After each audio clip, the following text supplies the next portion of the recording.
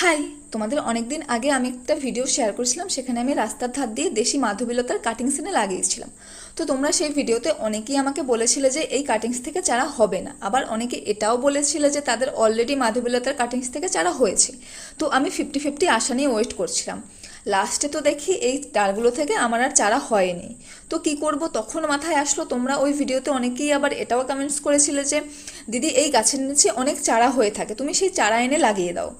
তো সেই চারা খুঁজতে আমি আবার চললাম, বাট কপালটা এতটাই খারাপ যে আমি একটাও চারা খুঁজে পেলাম না।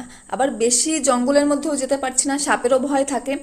তো কি করবো আর, তারপরে নার্সারি থেকে একটা দেশি মাধবীলতা নিয়ে এসে আমি লাগিয়ে দিলাম। আর তোমাদের এটাও আমি বলেছিলাম যে আমি এই মাধবীলতাটা আমার ব্যালকনিতে বসাতে চাই। বাট প্রবলেমটা হলো আমার ব্যালকনিতে ওই দুপুর 12টা থেকে ধরো 3:30 বা 4টা অবধি মোটামুটি রোদ আসে। তো মা বলছে এখানে গাছটা ভালোভাবে বাড়বে না আর ভালো ফুলও দেবে না। তো তোমরাই আমাকে এবার সাজেশন দাও, আমি গাছটাকে ব্যালকনিতেই রাখবো নাকি ছাদে বসিয়ে দেবো।